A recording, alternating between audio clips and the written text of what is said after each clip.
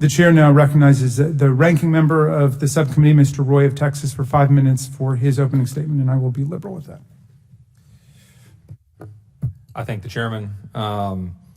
Ms. Juarez, on behalf of this committee, all the members here, the entire House of Representatives, there are no words that we can possibly share with you about the loss of your little girl. I'm the father of a son and a daughter. I cannot possibly imagine what you have gone through, and we owe it to you and to our country and to all those who seek to come here to have a system that works and to not have something like this happen. And so my prayers from my family to you, and we thank you for being here.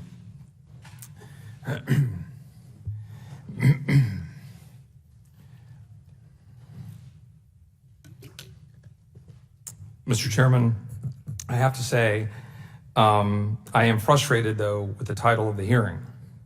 It's setting a tone that doesn't allow us to come together to address this difficult problem in a way that is befitting of the United States and our welcoming nature as a country. It is a hearing entitled Kids in Cages. What we say and the hyperbole we use matters. As a member from Texas and a former staffer on the Senate Judiciary Committee, as a member of Congress, I've been to the border many times, and to this day I have never seen a kid in a cage the way those words seem to indicate it. Let's look at the advertisements for this hearing, okay? The slide on the right is the ad for this hearing, showing pictures of kids supposedly in cages. The picture on the left is the picture from 2014 when President Obama's DHS Secretary Jay Johnson was giving a tour of a facility where you've got, yes, chain link barriers put up in temporary facilities at that time under the Obama administration in a way to deal with a crisis at 2014 time of unaccompanied children riding on the top of train cars. We remember those horrific stories from 5 years ago, and trying to deal with the problem of massive numbers of people coming across the border, oftentimes with parents that aren't the parents claiming to be the parents of the child, which is horrific. Oftentimes in facilities and dealing with situations where you want to separate the children from bad actors. We have, in the most recent time, we've had 144,000 people that CPP had to deal with in May. How do you deal with that?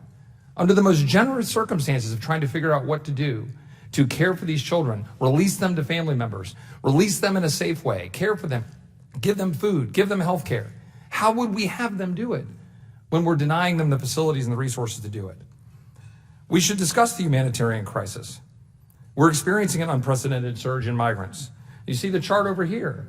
I don't have to go through it. The red line, you see the massive spike in apprehensions. The numbers in June were 94,987, the highest June number recorded in at least the last 5 years. It was down from 144,000 in May. That often happens because of the heat in June. I've personally seen that an overwhelming number of individuals fill our Border Patrol stations and stretch our Border Patrol workers to go above and beyond. We all agree that they're stretched. There is no disagreement in this room on that, at least today. There might have been 5 months ago. I've seen the facilities and I've not seen a single cage in the way that it is being depicted. I'm seeing ways to try to separate people and keep them safe. And we demean the process and our Border Patrol agents, who are law enforcement officers for the government of the United States, trying to do their job, when we call them cages. It is not helpful to use this crisis that so many denied and called manufactured now to score political points. In this fiscal year, more than 694,000 aliens have been apprehended, whether they were claiming asylum or whether they were just straight coming illegally. On February 15th, the president declared a national emergency at the border to deal with the escalating crisis. On May 1st, the Office of Management and Budget wrote Congress its first request for emergency funding to address this worsening crisis. That request and the follow-up was ignored. And the situation grew so dire, I found myself in agreement with the editorial board of the New York Times, who said, it is time for Congress to stop dithering and pass emergency funding to deal with this nightmare. I even forced a few votes on the floor of the House of Representatives. How dare I force votes in the People's House? And some of my colleagues joined. Why? Because for 5 months, we had listened to some of our colleagues say there is no crisis. Speaker Pelosi called the situation a fake crisis at the border. Foreign Relations Committee Chairman Engel called the situation a fake crisis at the border. House Judiciary Committee Chairman Jerry Nadler, there is no crisis at the border. Representative Debbie Wasserman Schultz, one of my colleagues on this committee, we don't have a border crisis. Representative Doggett, a fellow Texan, called the situation a phony border crisis. Representative Sanford Bishop called it a crisis that does not exist. I could go on and on. There are dozens of examples, hundreds of examples. Instead of focusing on the magnets that will allow cartels to exploit women and children, some in this body would rather attack the men and women on the front lines of the crisis. In the face of our willful blindness and at times blatant falsehood, CBP has performed over 3,000 rescues this year. 3,000 rescues this year, including last month in Laredo, where they rescued 14 migrants locked in a horse trailer that was 124 degrees inside with no ventilation or exit. Now, we can have a robust debate about how we solve this crisis, about what we do about legal and illegal, about what we do about asylum, about ports of entry, between ports of entry. These are all complex questions, and I wish we would all sit in a room, roll our sleeves up, and sit down and figure out how to solve the problem. But the reality is CBP is out there saving lives. Agencies such as the CBP do not have enough resources to respond to the crisis while also performing their law enforcement duties. DHS Secretary McCleenan said this weekend, quote, "We have no evidence that children went hungry." Now, we're oversight. We should go dig into that statement. I agree with that. Let's go make sure that there aren't children going hungry. Of course we're worried about it. This is now his words. Of course we're worried about it. Everyone in the entire chain of command was worried about the situation for children. That's why we've built soft-sided facilities, 1,000 spaces. We're building more that we're going to be opening next week. We're trying to provide as much space and as much nice a setting as we possibly can while children are in our custody. But the big point was to move them to HHS.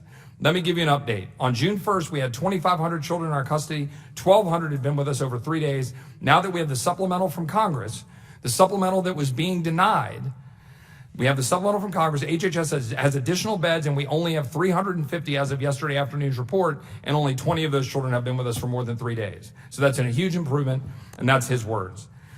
Today, I talked to a CBP official that said at no point in time has the CBP facility been lacking in supplies for migrant children. Okay, that's his word. We should look into that and make sure that's the case.